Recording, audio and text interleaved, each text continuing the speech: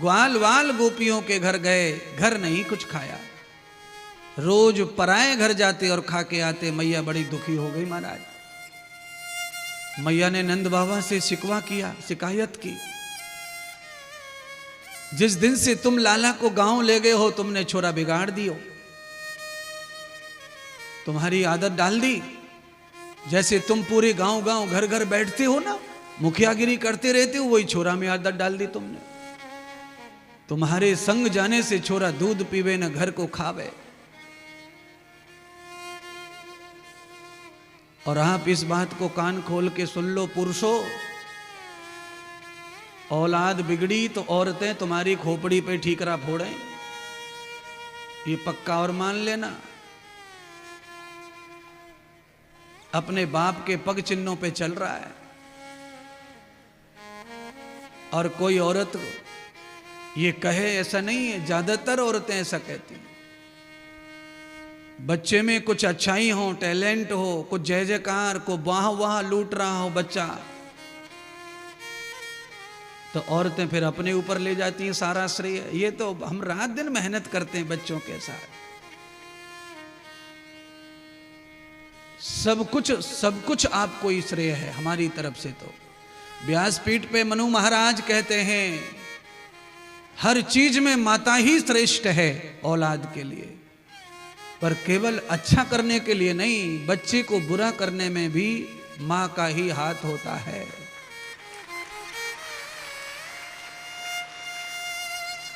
मां अगर अच्छा करती है तो बच्चे को बुरा भी मां ही करती है। कुछ माएं तो इतना बुरा करती हैं कि पिता को पता ही नहीं चलने देती उसकी कैसी जेब खर्चा चला रही है बच्चे का। ऐसे घर का नाश होता है। जहां कमाने वाले से छुप करके औलाद या औलाद की मां दोनों पैसे को खर्च करते हैं तो उस घर का नाश होता है। कमाने वाले को सब पता होना चाहिए, बस उनसे छुप के कुछ मत करो। उसका हक है कि उसे पता चले कि उसका पैसा कहां खर्च हो रहा है, जरूरत है भी कि नहीं भी।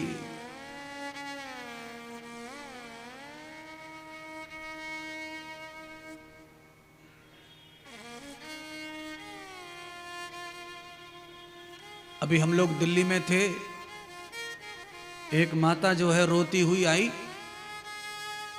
उसने कहा, गुरुदेव ऐसी कृपा करो, मेरा बच्चा मुझसे रोज नाराज रहता है। हमने कहा बच्चा को लेके आना कल। वो लेके भी आ गई।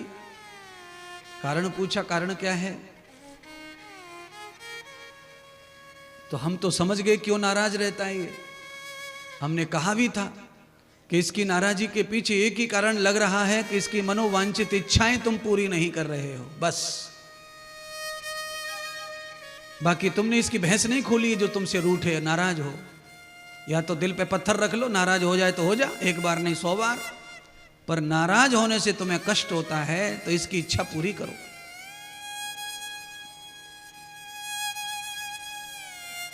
तो कहा महाराज कैसे करें? इसको 5000 रुपए दिए थे परसों, और 2 दिन में पूरे 5000 रुपए खत्म करके आ गया यार और मित्रों में। हर महीने यही करता है। तो हमने कहा ये 5000 रुपए तुमने दिए कैसे, कहां से लाई थी तुम? तो कहा पति महीने भर का खर्चा मुझे देते हैं घर चलाने के लिए, उसमें से 420 करके इसको देती हूं, और नाराज होने का भी टेंशन लेती हूं। इसीलिए मैं आपको बता रहा हूं, बच्चों की मनोवांछित इच्छाओं को पूरा करने का प्रयत्न मत करिए।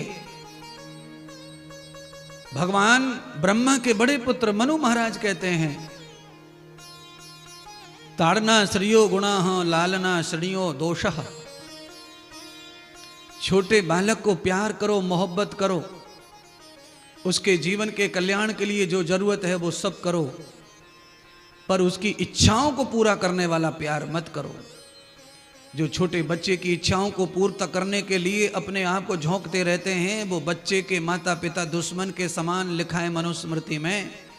और जो बच्चे की इच्छा मारकर उससे थोड़ा बहुत रोने देते हैं, वो माता पिता भगवान की तरह हैं बच्चे के, उनका बच्चा आगे चल के बहुत बैरागी, बलवानी, ज्ञानी, आगे बढ़ने वाला, माता पिता का युक्त वफादार निकलता है।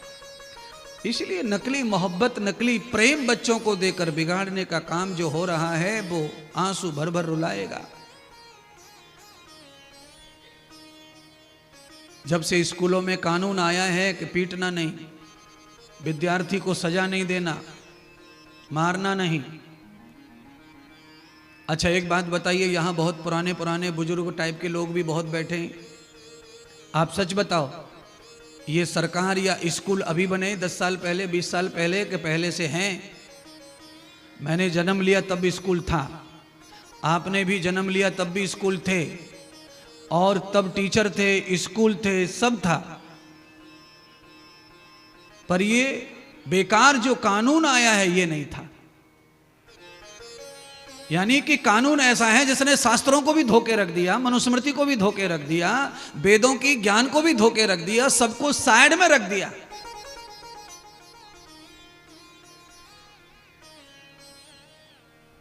बिना साधना के, बिना तप के और बिना दंड के, जैसे मिलिट्री की ट्रेनिंग पूरी नहीं होती है, ऐसे ही विद्यार्थी का भी जीवन पूरा नहीं होगा अगर दंड नहीं मिला विद्यार्थी को तो। और दौड़ने में, भागने में एक्सीलेंट, चाहे जितना भी कोई फौजी क्यों ना हो, पर उसे 6 महीने की ट्रेनिंग में सजा भोगनी ही पड़ती है, 2 बार 4 बार गाली खानी ही पड़ती है अपने सिखाने वाले की, रस्सियों से पिटाई सहन करनी पड़ती है, पिट्ठू लाद कर घूमना पड़ता पसीने में, धूप में, भूखे प्यासे, और उसका परिणाम ये होता है कि आगे चलकर उसे किसी के सामने कभी झुकना पड़ता नहीं है। लोग भरोसा करते हैं मिलिट्री वाले पर, लोग विश्वास करते हैं कि ये, अगर आपकी ट्रेन में अकेला मिलिट्री वाला है, 10 कन्याएं हैं, तो आदमी जो है स्वतंत्र रहता है। नहीं नहीं नहीं, वहां पे मिलिट्री वाला है, चिंता की कोई बात नहीं है। और भी बहुत सारे फोर्स हैं, पर लोग उन पे नहीं भरोसा करते। क्यों नहीं? क्योंकि कठिन ट्रेनिंग का प्रभाव जो होता है, कच्चे धागे की लकीर का फकीर जो होता है, वो मिलिट्री वाला ही होता है, जो अपने मन से कुछ नहीं कर सकता, अपनी बुद्धि से कुछ नहीं कर सकता, जो बॉस कहे वही हां, ना ना शब्द का प्रयोग हुआ तो लगाओ पिट्ठू। यही है कि आदमी एक सूत्र में बना हुआ है, सातों जात है फौज में, पर एक सूत्र में बंध करके ड्यूटी हो रही है। यही तो है विद्यार्थी काल। त्याग से भरा हुआ होना चाहिए विद्यार्थी का जीवन। अगर आपकी ट्रेनिंग ऐसी है जिसमें आपको दंडित किया गया है और आपने दंड को भी तप मान लिया है, तो आप आगे चलकर बहुत बड़े पोस्ट पर जाएंगे। इसीलिए ये कानून जो है ना, ये जल्दी से बदले। विद्यार्थियों के बारे में डांटना, यहां तक भी प्रॉब्लम आ चुका है। माता पिता जन्म देते हैं, बच्चे का अच्छा और बुरा दोनों माता पिता सोच सकते हैं, पर उनके ऊपर भी कानून आ गया है, माता पिता भी नहीं थप्पड़ मार सकते। अरे भैया, जब कोई थप्पड़ मार ही नहीं सकता है तो सारे काम पुलिस वाले ही करेंगे क्या? पुलिस वाले ही सजा देंगे क्या बच्चों को भी आके?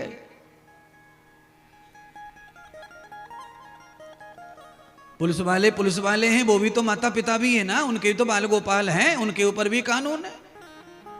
वरना मैं तो कहना चाहता हूं कि माता पिता को पूर्णतः पहली तरह ही अधिकार होने चाहिए।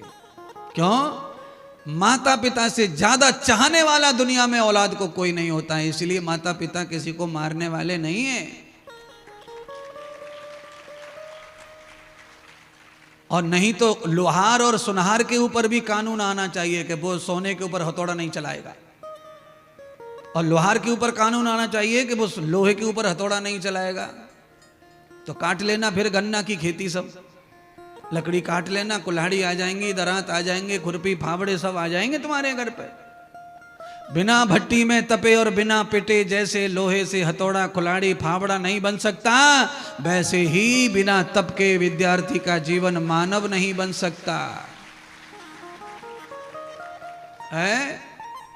बालक है 5.5 वर्ष का, और बालक के ऊपर पानी की बोतल, खाने को डिब्बा, किताबन के बस्ते, जूते। अरे रे रे रे, बेचारे को इतना बुरा जीवन दे दिया। अब ऐसा हो गया है कि पढ़ाई कितनी है स्कूल में नहीं पता, पर यूनिफॉर्म कितना एक्सीलेंट है, कितना जोरदार है, उस पर स्कूल टिका हुआ है। सदगुरु भगवान सुखदेव कहते हैं, राजन आज मैया यशोदा ने लाला को खूब समझाया, बेटे रोज रोज दूसरों के घर जाकर मत खाओ, वो तुम्हें अपना मानना बंद कर देंगे। और ये सच कहा। आप मुफ्त में ही रोज किसी के यहां जाकर बैठ जाओ खाने के लिए, तो उनका प्रेम आपके प्रति अच्छा नहीं रहेगा, कम हो जाएगा। सदगुरु कहते हैं, यशोदा मैया ने कन्हैया को डांटा, धमकाया, कन्हैया नहीं माने। बच्चों के साथ कन्हैया का मन लगता था, इसलिए रोज भाग जाते थे। धीरे धीरे यशोदा मैया जो जो कह रही थी वो सब होने लग गया। एक गोपी आई कन्हैया की शिकायत लेकर, दूसरा और गोपी आई शिकायत लेकर, और तीसरा आई शिकायत लेकर। अब तो गोपियां भगवान को अलग अलग प्रकार से शिकवा शिकायत करने लगी नंद बाबा की यशोदा के घर जा जाकर। यशोदा मैया ने बाबा को भी कहा, बाबा ने टाल दिया, बालक है, बड़ा होके सुधर जाएगा, सबर जाएगा। यशोदा कहती है, तुम्हें नहीं पता औरतें कितना बोलती हैं, औरतों की मुंह से निकली हुई बात यहां से वहां जाती है, इसलिए हे नंद जी आप रोक लो समय होते लाला को, नहीं तो लाला का काम बिगड़ जाएगा। नंद जी ने तो पिता होने के नाते बात को टाल दिया, अरे वो तो सब अपने ही हैं, क्या फर्क पड़ता है, यहां खाए वहां खाए, बालक है, उनके बच्चों के साथ खेलता है कूदता है। सबके साथ खेलो कूदो, पर भोजन अपने ही घर पे करना चाहिए। क्यों? भोजन और भजन का नियम बड़ा नियम से करें। आप दिन भर कहीं भी घूमो फिरो, पर यही नियम बना लो पक्का कि भोजन अपने घर का ही करेंगे। कुछ प्रसाद घर का लेके चलो कहीं जाना है तो, पर ऐसा नहीं है कि ऑप्शन में आपको जहां भूख लगी वहीं खरीद लिया खा लिया, जहां भूख लगी वहीं बैठ गए खा लिया। ये शरीर को ठीक नहीं है, स्वास्थ्य को ठीक नहीं है। क्यों? आप जहां भी खा लेते हैं उससे पेट तो भर जाता है, पर आपके शरीर में शक्ति नहीं बढ़ सकती। क्यों? क्योंकि उस अन्न में ना तो भाव है, और न उस अन्न में पवित्रता है, और ना ही किसी का प्रेम है। घर के भोजन में पवित्रता, प्रेम और भाव सब कुछ जुड़ा हुआ है, इसलिए वो तुम्हें लग जाता है।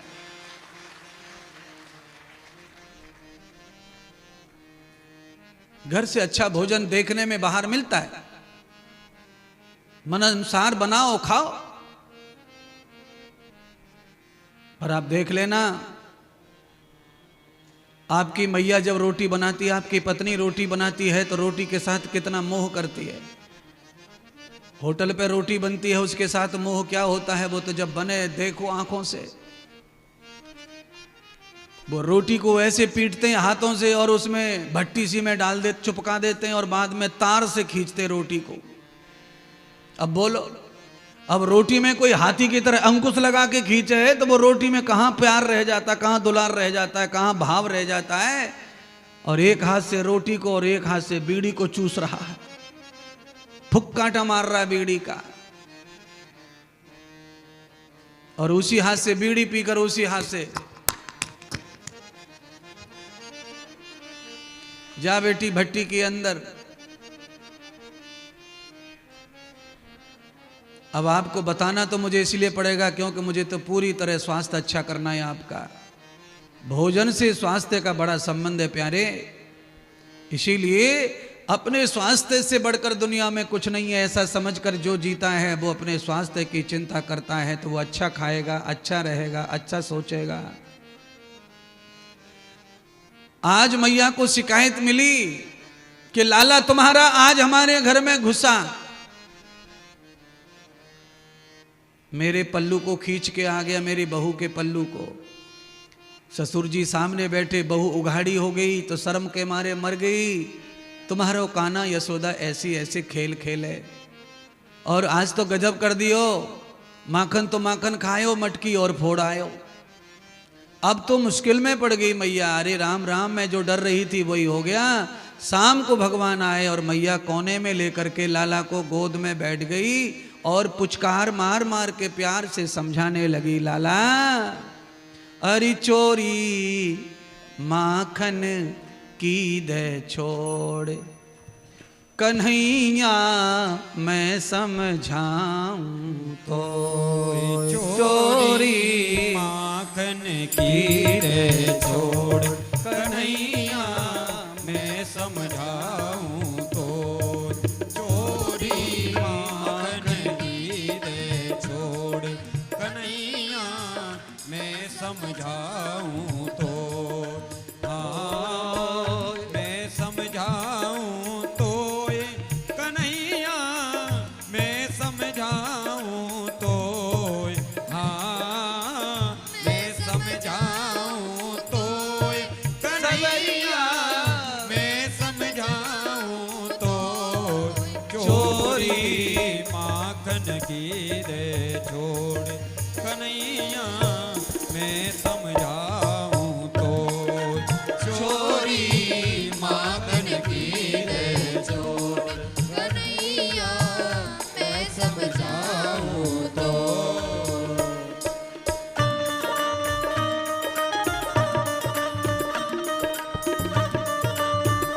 हरि बोल।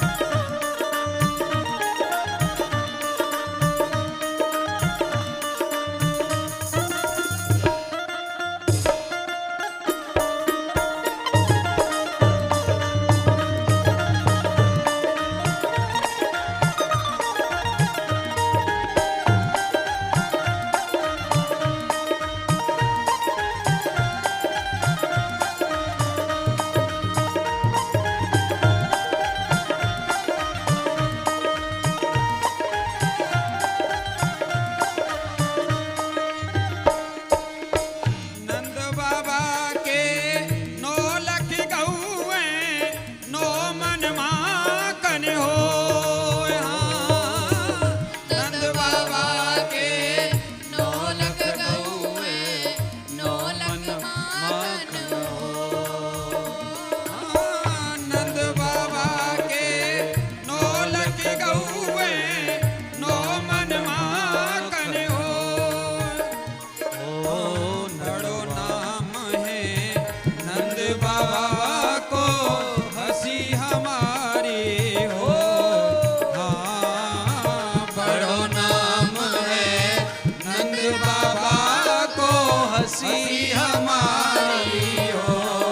वो चोरी माखन की दे छोड़, कन्हैया मैं समझाऊं तो चोरी माखन की दे छोड़, कन्हैया मैं समझाऊं तो।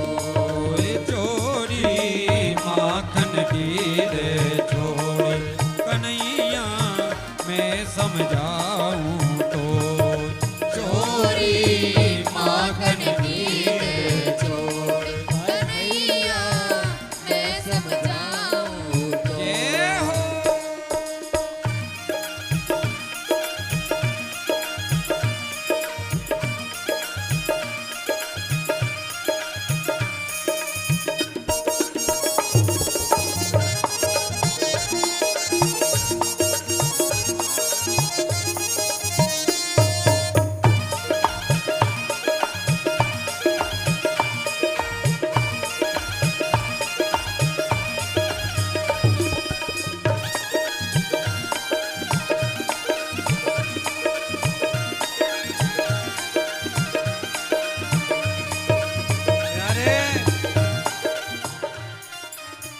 थोड़ा ज्यादा हो गया है लाला ढोलक।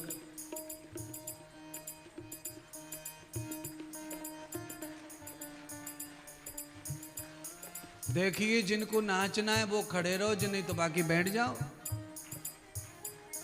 जिनको नाचना नहीं है वो बैठ जाइए, बैठ के ताली बजाओ, आनंद लो। और जिनको नाचने का मन है वो नाचते रहो। खड़ा होना जरूरी नहीं है। खड़े होने का मतलब है ठाकुर जी के लिए नृत्य करना है। जिनका मन है वो करते रहो, बाकी बैठ के आनंद लेते रहो। बरसाने से तेरी भाई सगाई मैं बतलाऊं तो, हाँ बरसाने से तेरी सगाई मैं बतलाऊं तो, बरसाने से तेरी भाई सगाई मैं बतलाऊं तो, बड़े घरन की राधा बिटिया नाई भरेगी तो, हाँ बड़े घरन की राधा बिटिया नाई भरेगी तो, वो चोरी माखन की रे छोड़ कन्हैया मैं समझाऊं तो, वो चोरी माखन की रे छोड़ कन्हैया मैं समझाऊं तो, चोरी माखन की रे छोड़ कन्हैया मैं समझाऊं तो, चोरी माखन की रे छोड़ कन्हैया मैं समझाऊं तो, चोरी माखन की रे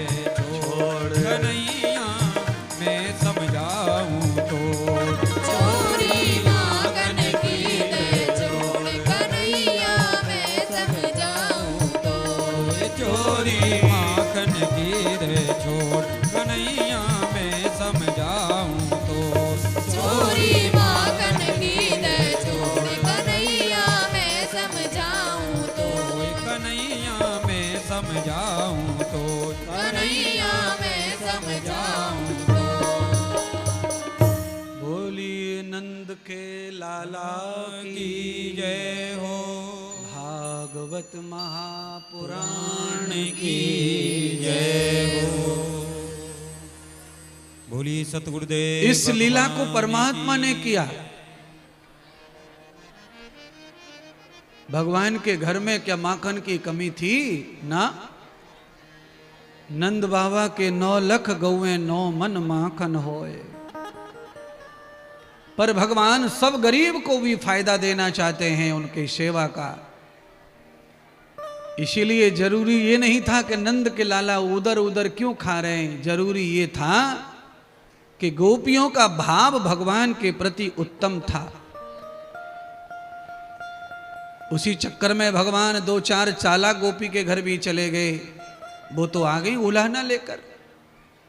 आज मैया ने निश्चय कर लिया कि मेरी कोई गलती हो गई लगता है संस्कार देने में, इसलिए बालक ऐसी हरकत कर रहा है। मैया ने आज सुधार किया अपनी खुद का, और सुधार करके मैया स्वयं गई गौशाला। आज मैया अपने हाथों से दूध निकाल के लाई और ला करके दूध को रख दिया मटके में उबालने के लिए, और यथा उचित मैया ने दूध को ठंडा कर दही जमा दिया। मैया को ये विश्वास हो गया कि हमारे घर का जो दूध मक्खन है वो नौकर चाकर बनाते हैं, इसीलिए काना नहीं खाता। वहां गोपियां स्वयं सेवा करती हैं गाय की और स्वयं बनाती हैं। बिल्कुल सच मैया ने समझ लिया था। जहां नौकर चाकर भोजन पानी बनाते हों वहां ठाकुर जी को भोग देना लेना बड़ा कठिन पड़ता है। इसीलिए आप दिन भर नौकर चाकर से खाना बनवाओ, पर भगवान ठाकुर जी के लिए तो आप ही थोड़ी हरकत करो, थोड़े हाथ पैर हिलाओ, थोड़ा अपने हाथ से ही बनाओ।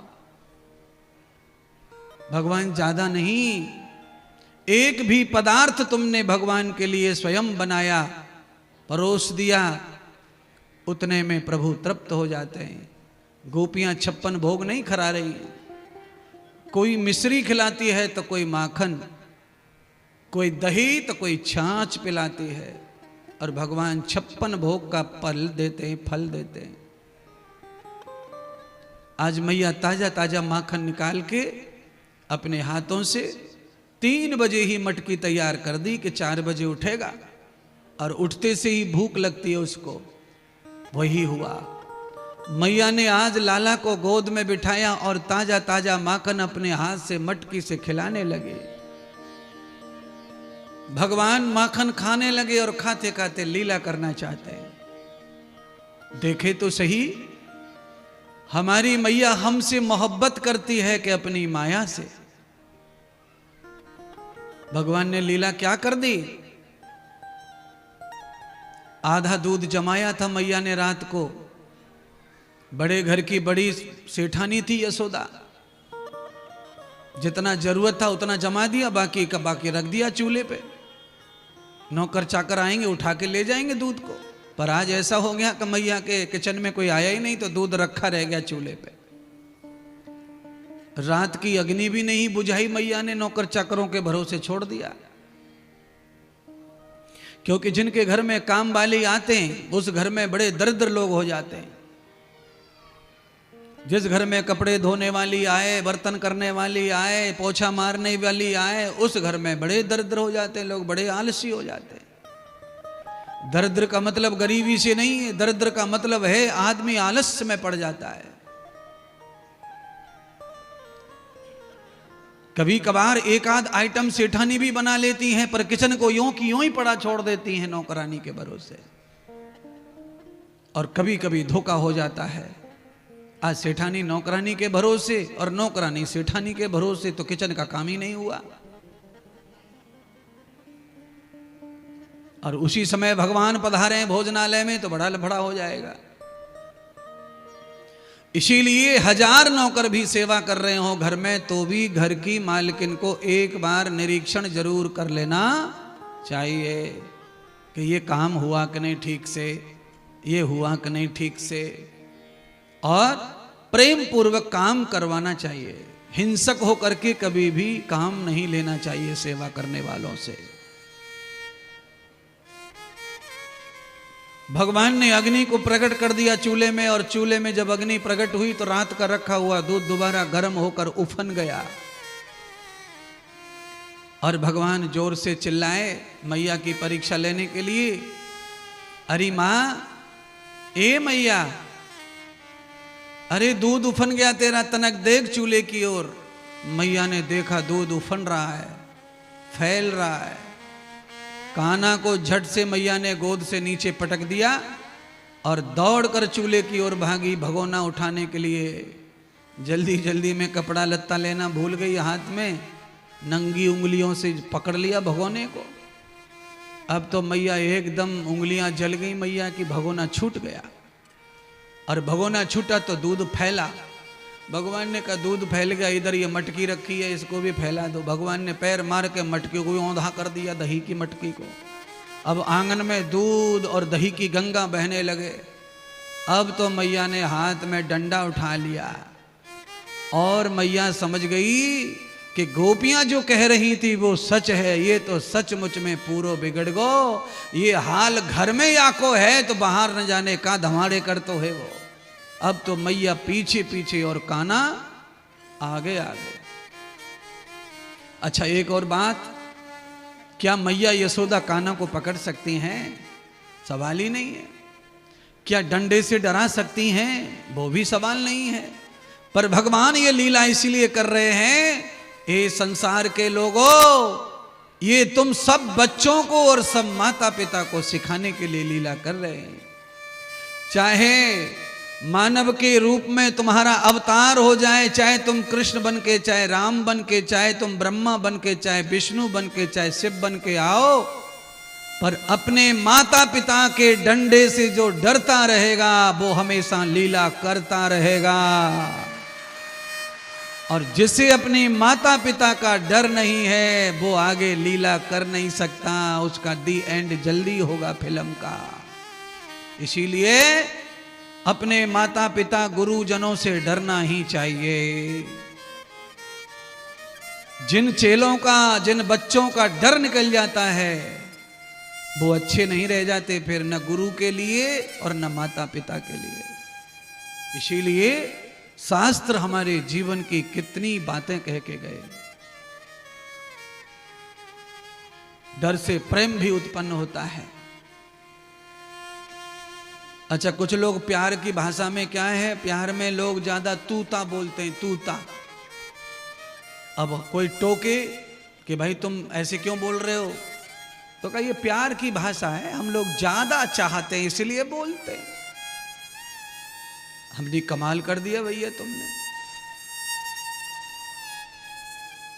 ज्यादा चाहने का मतलब तूता नहीं है। ज्यादा चाहने का मतलब एक दूसरे के लिए मर मिटना है, तूता नहीं है। पर गड़ा गड़बड़ मामला हो गया है।